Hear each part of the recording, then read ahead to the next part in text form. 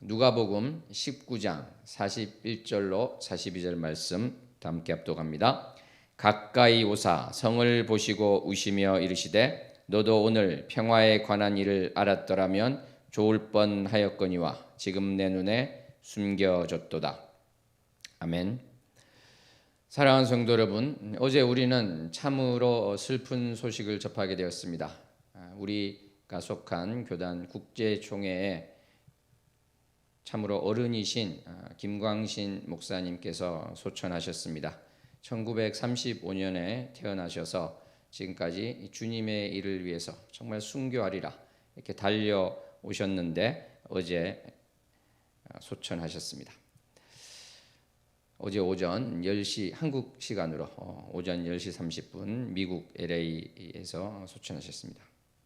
김광신 목사님은요, 한국 세계 선교 협의회에 의해서 2016년 고 하영조 목사님, 이동희 목사님과 함께 한국 교회의 위대한 선교 지도자 3인 중 한 분으로 선정되기도 했습니다. 또 많은 분들이 김광신 목사님은 누구인가 잘 모르기도 하고 있습니다. 그래서 오늘은 김광신 목사님의 생애에 대해서 살펴보고 하나님께 영광을 돌리고자 합니다. 이 김광신 목사님의 생애에 대해서 이야기한다고 할 때 참으로 조심스럽지 않을 수가 없습니다.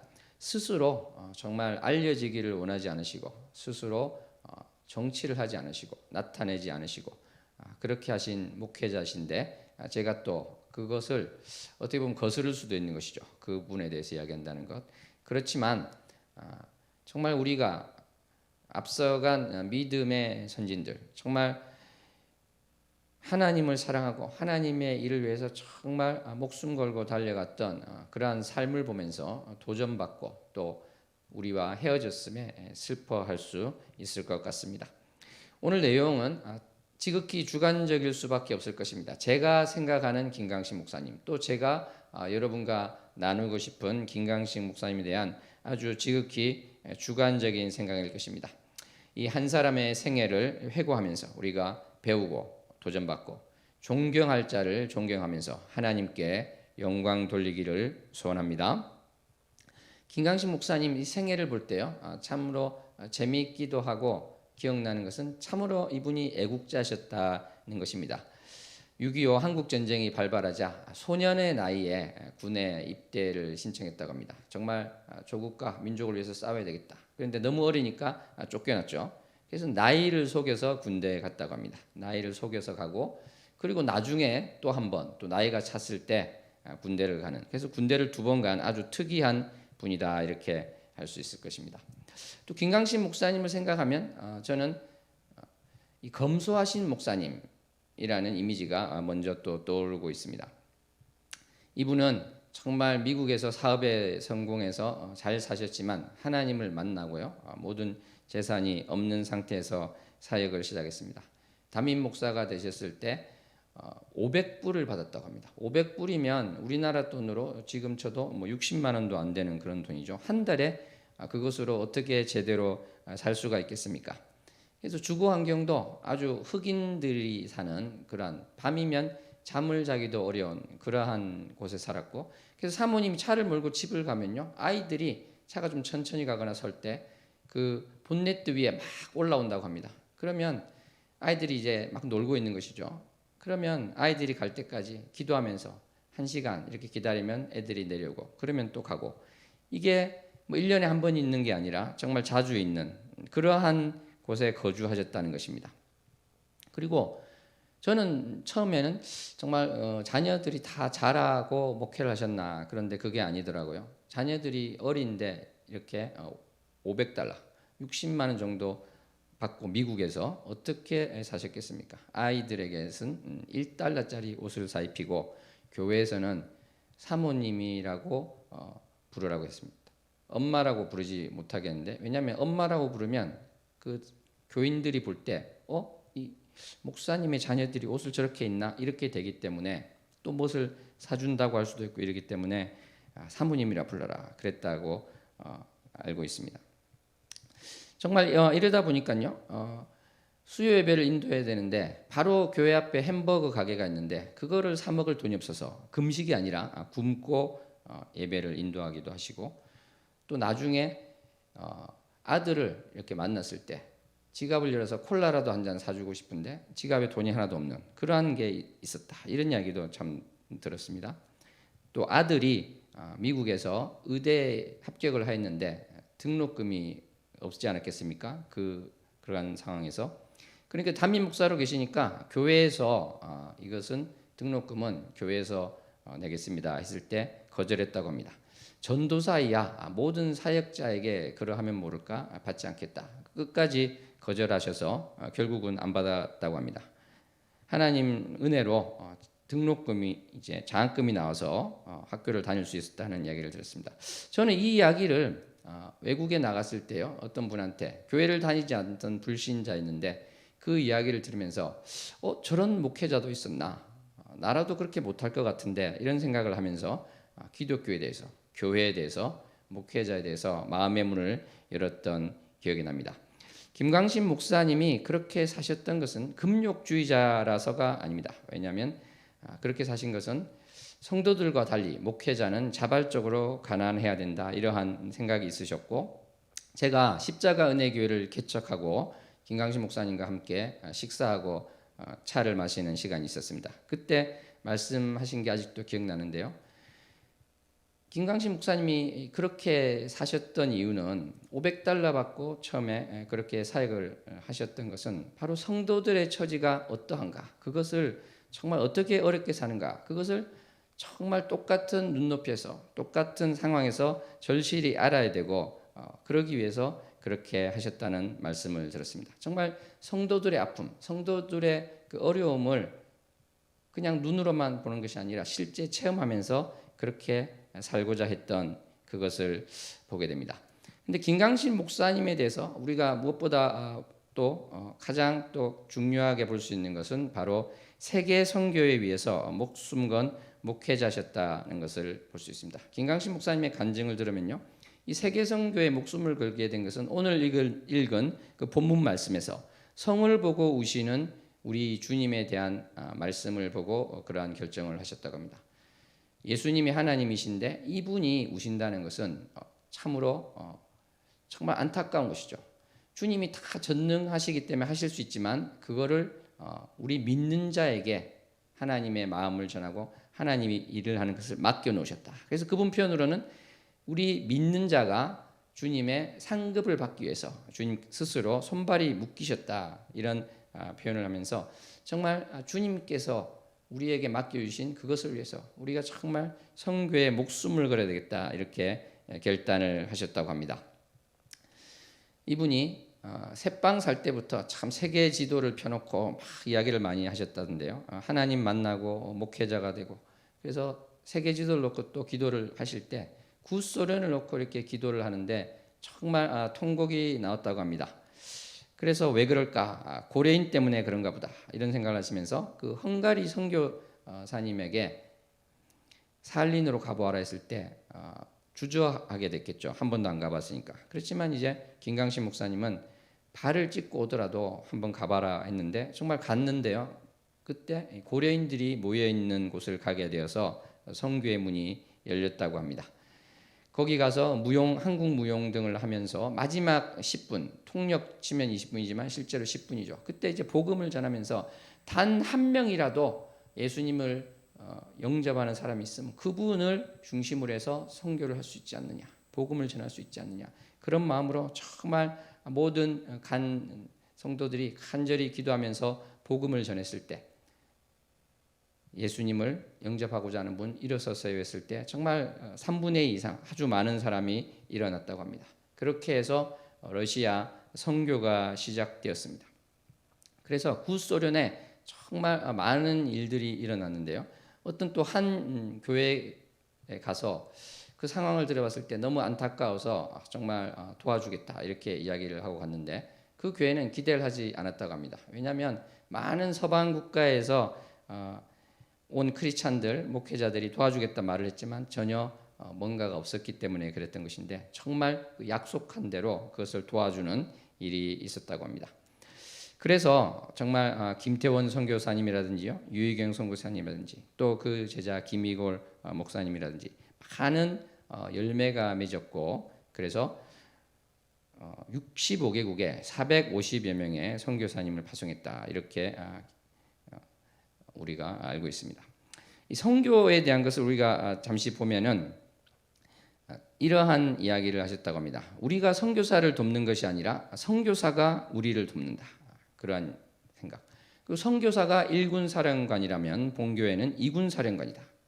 그리고 정기적인 사역 보고를 요구하지 않고, 또 선교지에서 구입한 부동산은 20년 후에 현지인 교회에 무상으로 이양한다, 이러한 원칙을 가지고 나가셨다고 합니다. 러시아에서 선교할 때 이러한 또 아름다운 일화가 있습니다. 신학생들을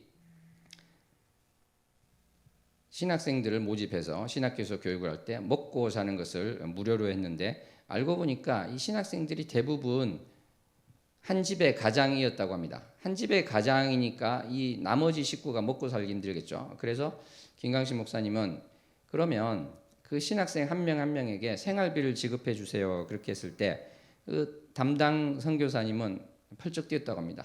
재정도 없을 뿐더러 여기는 공산주의 습관이 남아 있어서 공짜라면 이렇게 좋아하는데 그렇게 해서는 안 됩니다, 그렇게 했을 때 김강식 목사님은 그래도 좀 드리세요, 이렇게 이야기를 해서 결국은 지급이 되었다고 합니다.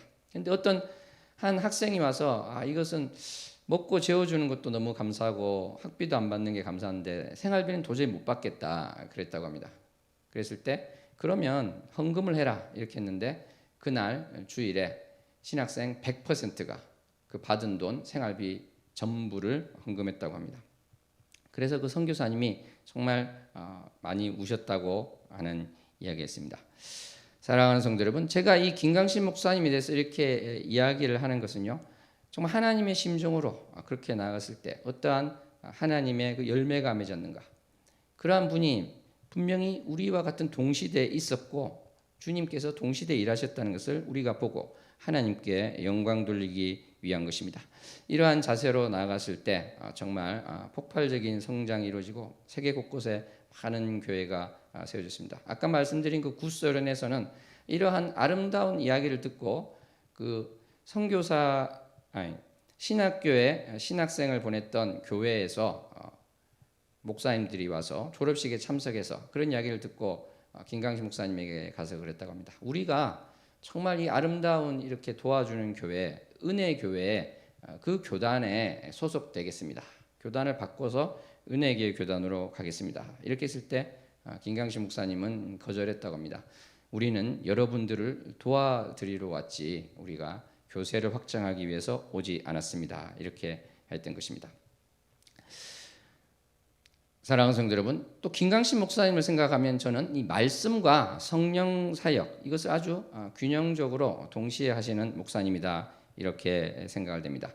우리가 가만히 보면은요, 어떤 목회자들을 볼 때 말씀을 중시하는 분들은 방언이라든지 이러한 성령 사역에 대해서 좀 등한히하는 그런 경향을 좀 보게 되는 경우가 있고, 또 이쪽을 또 너무 강조하면 말씀이 약한 이러한 것을 볼 수가 있는데, 김강식 목사님 그 은혜 한인교회가 부흥된 것도 어떤 다른 것이 아니라 바로 말씀에 대한 그 설교, 말씀에 대한 강해, 이런 것을 통해서 부흥되었다고 합니다.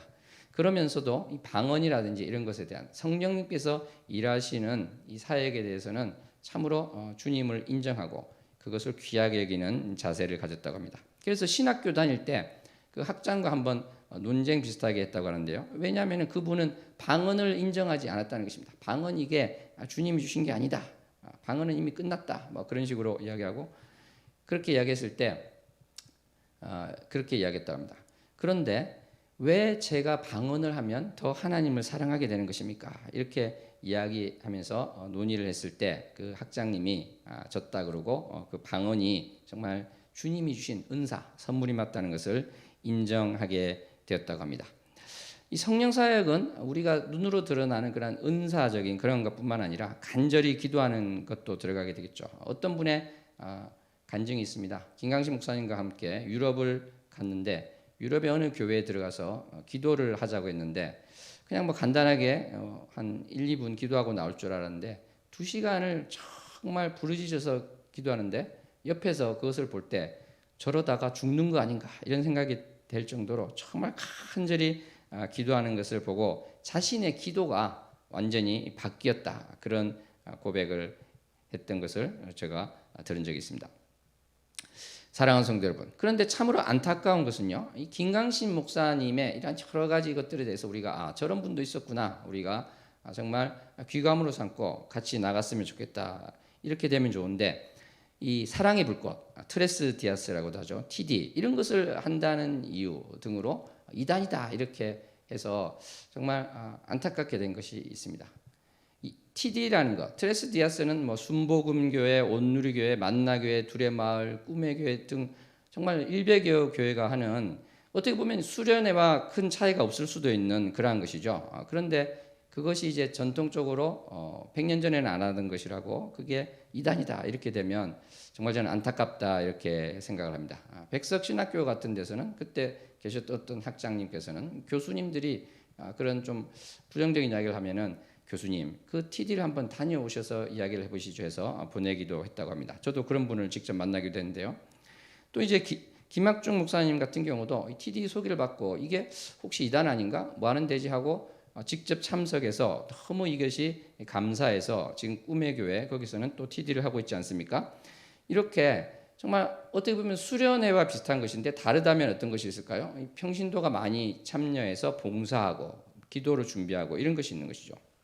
그래서 우리는 우리 교회에서 하지 않는 프로그램을 어떤 교회에서 한다, 그래서 그걸 이단이라고 정죄하는 것을 참 조심해야 될 것 같습니다. 실제로 이단인 신천지 교회, 하나님의 교회, 이런 그 이단을 우리가 분명히 알리고 거기에 빠지지 않게 해야 되는데, 이렇게 프로그램 다르다고 자꾸 이단이다고 남발해서는 정말 이 진짜 이단을 구분하지 못하는 안타까운 일이 될 수 있지 않은가, 저는 그렇게 생각을 하고 있습니다.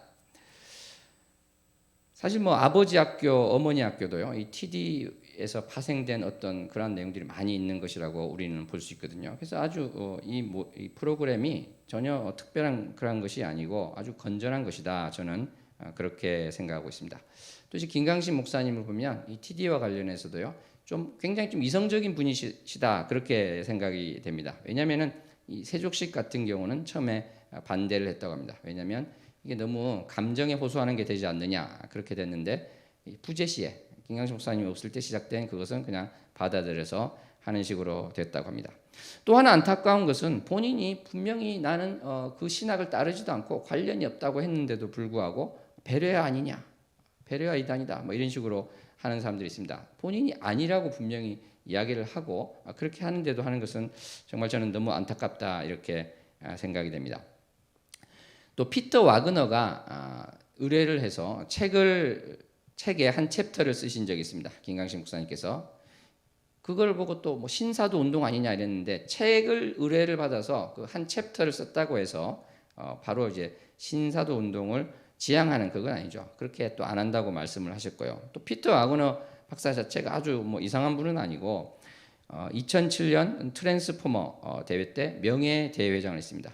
김중건 CCC 총재와 함께 2007년에 명예대회장을 하였고, 거기에는 어떤 분이 참석했습니까? 예수전도단 로렌 커닝엄 목사님도 계시고, 조영기 목사님, 그다음에 오정혜 목사님, 이동원 목사님, 정필도 목사님, 이런 분들이 다 모였던 그 대회에 나왔던 분이 또 피터 와그너죠. 그래서 신사도 운동도 아닐 뿐더러 그분이 쓴 책의 한 챕터를 맡았던 것 가지고 이상하게 이렇게 볼 필요는 전혀 없다, 저는 그렇게 생각합니다. 가만히 생각해 보십시오. 이 김강신 목사님이 만약에 아주 일부에서 이야기하는 그런 이단이었다면, 예를 들어서 고 하영조 목사님께서 어떻게 다음과 같은 이야기를 하실 수가 있었을까요? 2006년에 하영조 목사님은 이렇게 이야기를 하셨습니다. 정말 김강신 목사님은 사도행전에서 튀어나온 인물과 같은 분이십니다. 어떻게 보면 빌립 같고, 어떻게 보면 스데반 같고, 어떻게 보면 바울과 같은 분이시지요. 이렇게 이야기하시면서 선교의 목숨을 걸었고 목회의 목숨을 걸었던 존경스러운 분입니다. 언제나 청년처럼 복음의 열정을 가지고 전 세계 수많은 영혼을 품고 설교하시고 목회하시는 목사님, 존경하고 사랑합니다. 이렇게 2006년에 비디오로 창립 예배 때 보낸 적이 있으십니다.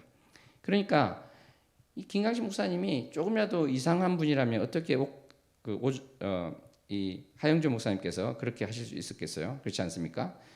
또 탈부신학교가 속한 비올라 대학교의 총장이신 클라이드 쿡이라는 분은 은혜교회에 대해서 또 김강식 목사님에 대해서 정말 당신들 교회는 많은 이들에게 예수님을 알렸고 그래서 만약에 천국에 가면 많은 사람들이 여러분에게 예수님을 알려줘서 고맙습니다. 이렇게 인사할 것입니다. 이렇게 덕담을 하기도 하였던 것입니다. 그리고 서두에 말씀드린 것처럼 한국세계 선교협의회에서 2016년에 하영조 목사님, 이동희 목사님과 함께 한국교회 위대한 선교 지도자 3인으로 선정되기도 했던 것입니다. 그러므로 우리는 오해를 풀고 정말 김강식 목사님이라는 이러한 목회자에 대해서 우리가 배울 것은 배우고 귀감으로 삼을 것은 삼았으면 좋겠습니다.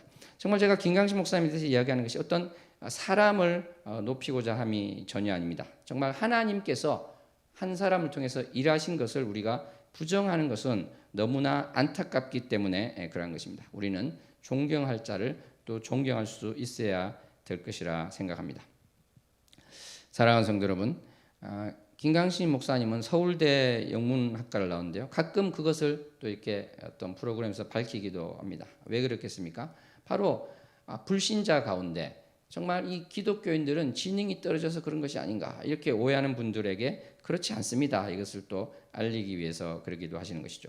그리고 저는 이제 생생하게 또 들은 어떤 이야기가 있는데 독일에 갔을 때 독일에서 정말 몇십 년을 사신 간호사 분께서 이야기를 해주셨습니다. 아까 말씀드린 그 TD 모임에 갔을 때 사람들이 이렇게 간증을 하고 그런데 약간 콧방귀를 뀌셨다고 합니다. 왜냐하면 자기가 너무 고생을 많이 했기 때문에 이 간증하는 것들이 귀에 안 들어오더라는 것이죠. 그런데 김강식 목사님의 정말 그 절절한 그 삶을 들었을 때 자기 마음이 깨어졌다 이렇게 이야기를 했습니다. 그러니까 너무나도 가난하게 살기도 하고 힘들게 살기도 하고 마음의 고통 가운데 있는 그런 것들을 보면서 비로소 마음 문을 열고 하나님을 받아들일 자세가 되었다는 그 간증을 한 것을 봤습니다. 저는 그런 면에서 이 목사님이 참 귀하다. 불신자들에게 다가갈 수 있고 그 삶을 통해서 나가 이러한 삶을 살았는데 하나님께서는 나를 사랑하셔서 이렇게 쓰신 것처럼 여러분을 정말 사랑합니다. 여러분의 아픔을 주님께서 아파하십니다. 이것을 정말 호소하고 이야기를 할 수가 있다는 것이죠. 제가 누누이 말씀드립니다만 한 인물에 대해서 제가 이야기하는 게 정말 조심스러울 수밖에 없습니다. 특별히 또 김강식 목사님은 그러한 말씀하신 적이 있어요.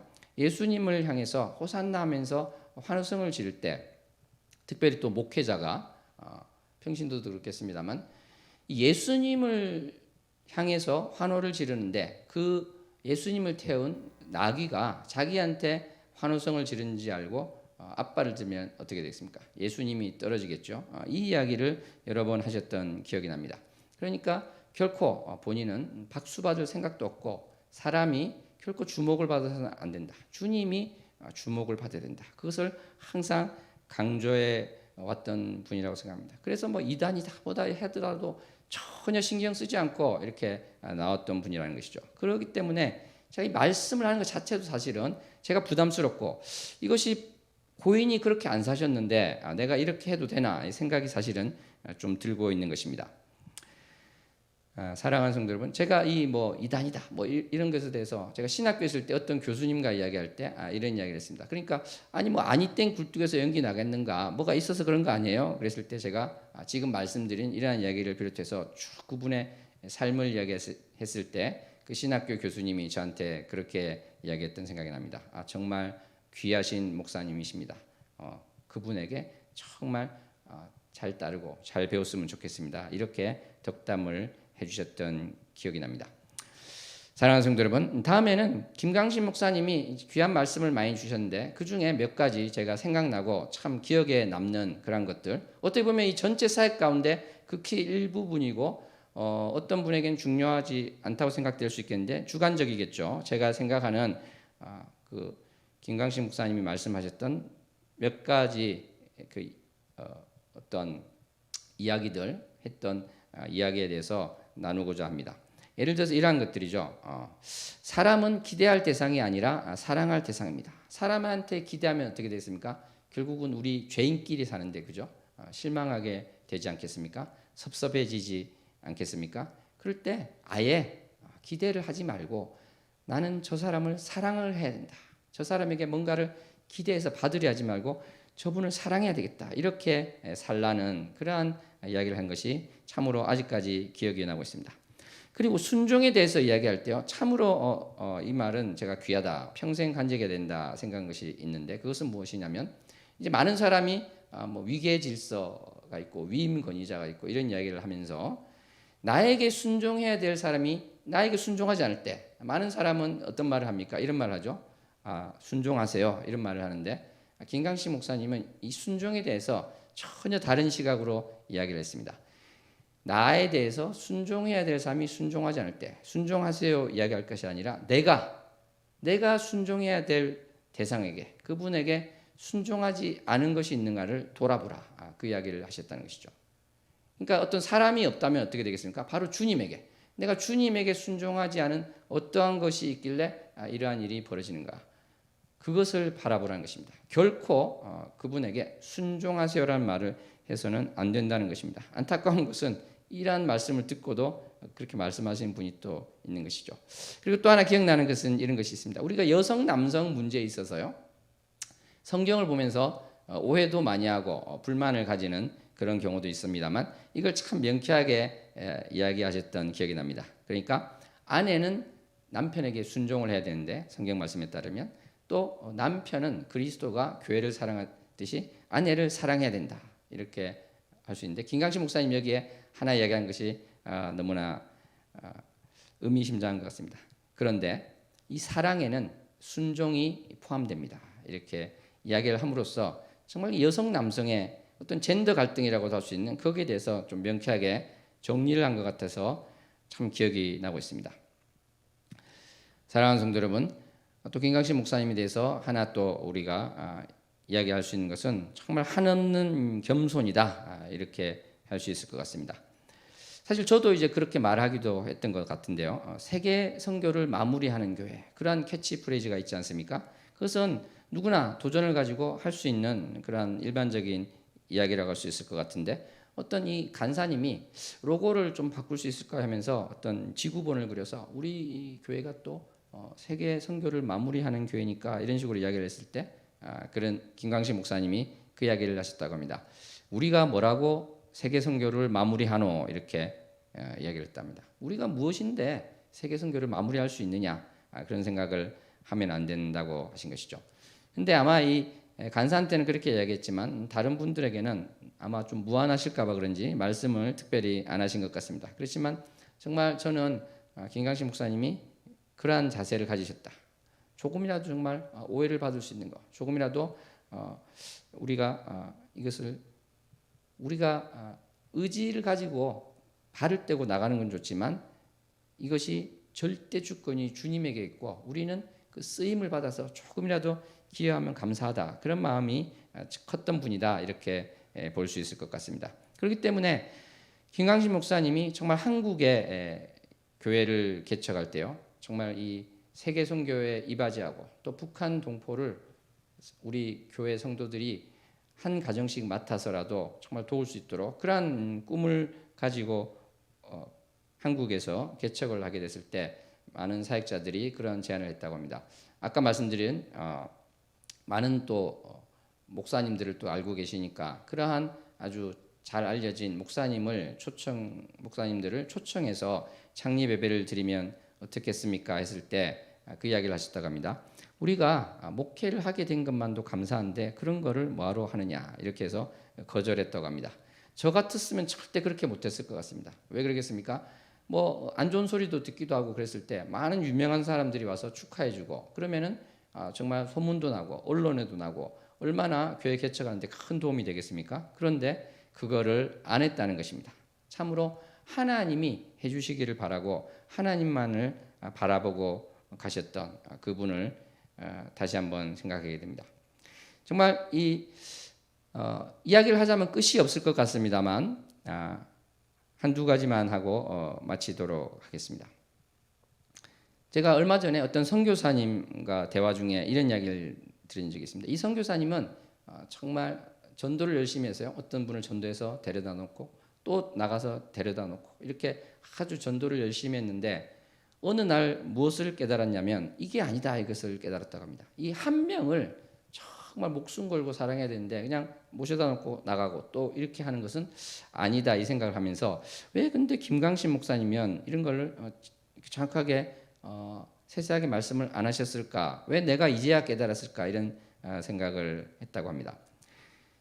이제 저랑 이야기하다가 제가 그래서 그분에게 이 말씀을 드렸습니다. 선교사님, 김강신 목사님께서 수년 전에 어떤 사역자를 면접할 때, 그러니까 사역자를 뽑을 때 그 이야기를 하셨다고 합니다. 우리가 왜 만난지 아십니까? 그랬을 때 우리가 그러니까 면접을 보러 온 사역자죠, 그죠? 그분에게 우리가 사랑하기 위해서 만났습니다. 이렇게 이야기를 했다고 합니다. 사랑하는 성도 여러분, 그렇습니다. 정말 우리는 많은 주의 일이 있고 어떤 열매를 맺고 싶고 눈에 보이는 그러한 것들을 바라고 있습니다만 정말 그 사람을 정말로 사랑하지 않고서는 그러한 열매들이 진실한 의미에서 열매가 될 수 없고 실제로 되지도 않겠죠. 그래서 이 김강신 목사님은 사실은 교편을 잡을 때부터 그때는 이제 본인 스스로 불신자라고 하셨습니다만 그때도 아이들을 참으로 사랑했다고 합니다. 정말 이 월급을 거의 다 아이들에게 쓰고 아이들을 다 집으로 불러서 공부하게 하고 먹이고 계속 그렇게 하셨다는 것이죠. 그래서 저는 그 선교사님에게 그 말씀도 드렸습니다. 내 생각에는 김강신 목사님은 이렇게 사랑을 베푸는 것 그것은 너무나도 당연해서 너무 기본이라서 너무 당연한 전제라서 거기에 대해서 그렇게 많이 강조를 안 하신 것 같아.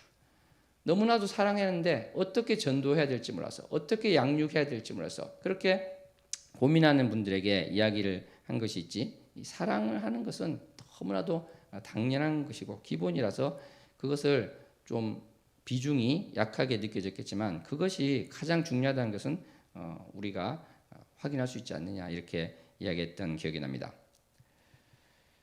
이렇게 정말 그 한 영혼을 사랑하는 김강신 목사님에 대한 이야기를 또 하나 들은 게 있는데 그것은 어떤 교회에서 이 선교사님에게 선교비를 계속 매달 보내는데요. 그 선교사님이 알고 보니까 도박에 빠진 것을 알게 됐다고 합니다. 그래서 이 선교비를 끊어야 되겠다 이렇게 결정을 하고 김강신 목사님께 여쭤봤을 때 그래도 선교비를 보내라고 했다고 합니다.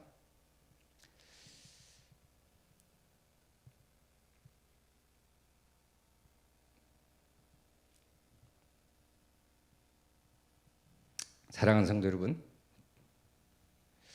우리가 인간적인 눈으로 보면 그 도박하고 있는 그 선교사님 선교비를 끊어야 맞죠. 근데 정말 그 도박을 하는 죄를 짓지만 나도 똑같은 죄인입니다. 이런 마음이 있을 때 선교비를 끊지 마세요. 이 말을 할 수 있는 것입니다. 제가 김강신 목사님을 모시고 운전할 때 그 이야기를 한 적이 있습니다. 아프리카 어떤 선교사님이 악어에 물리셔서 정말 다리가 다쳤는데 짐승에게 물린 거는 꼬매지도 못해서 붕대로 그냥 싸매고 있다고 합니다. 이야기를 했더니 좀 있다가 제가 운전하면서 봤는데 손수건으로 눈물을 계속 닦으시더라고요.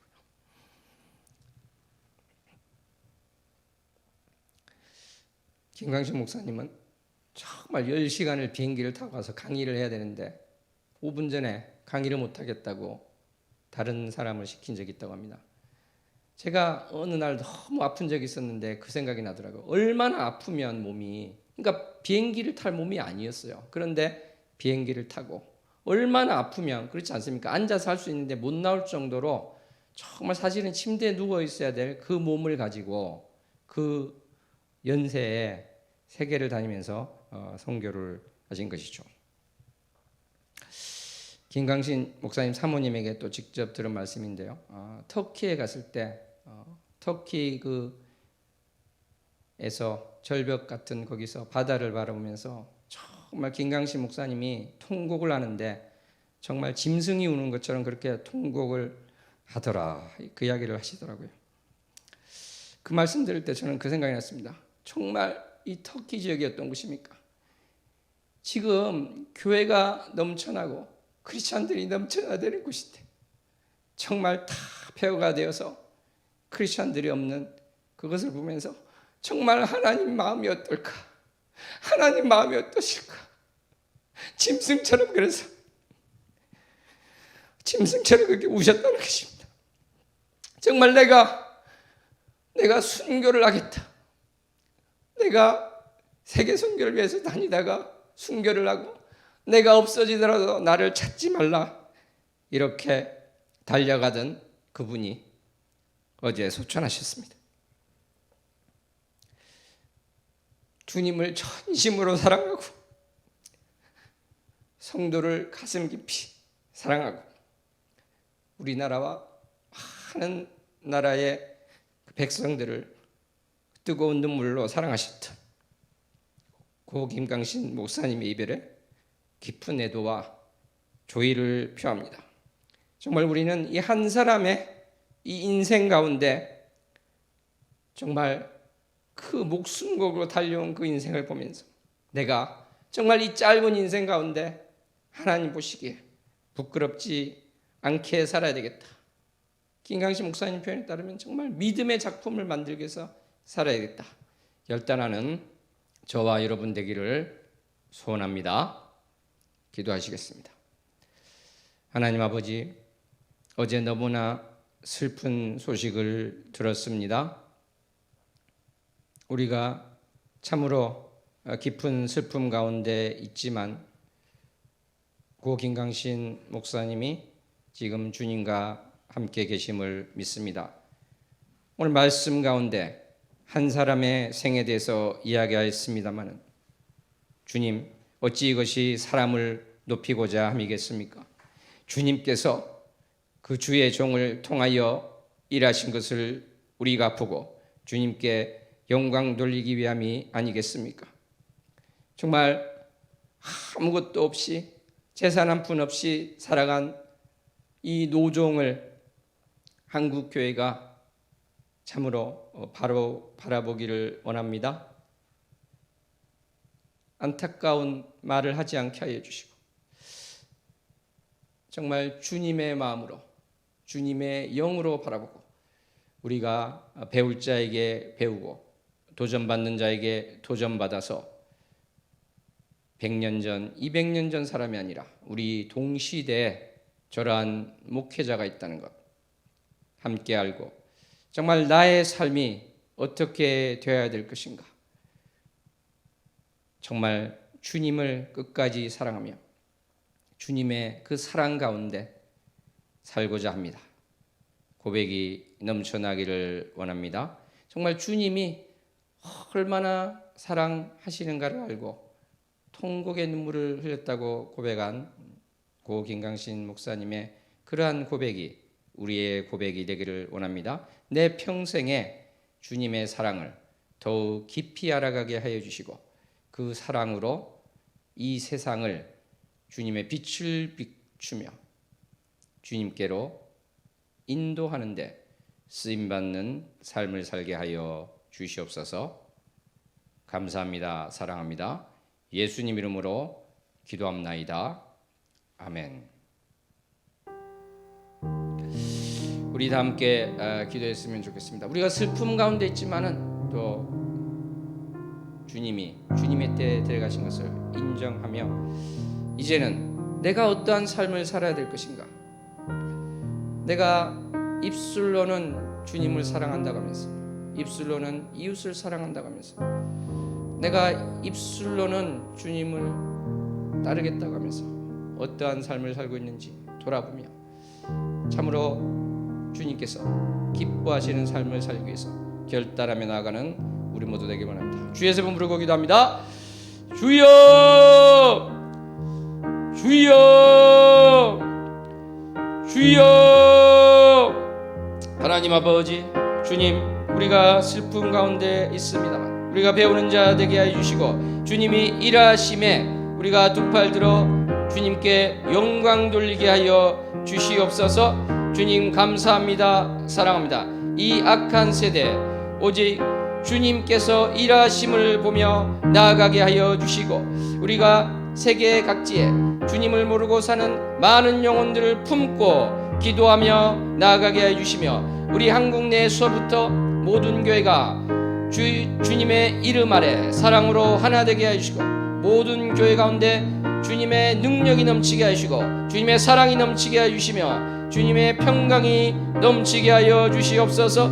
우리가 서로를 반목 질시하는 것을 멈추고 서로의 장점을 이야기하며 서로를 세워주는 교회들이 되기를 원합니다. 주님의 사랑에 붙들려서 주님께로 나아가는 자 되게 하여 주사, 참으로 주님 앞에 섰을 때 부끄럽지 않은 우리 모두가 되게 하여 주시옵소서. 주님께서 참으로 긍휼함을 베풀어 주셔서 많은 선교사님들의 피로 세워진 우리나라의 이 교회가 더욱 주님 앞에 온전히 쓰임받을 수 있도록 도와주시며, 수많은 성도들이 주님 한 분만을 바라보고 나갈 수 있도록 주님께서 도와주시고 인도하여 주시옵소서.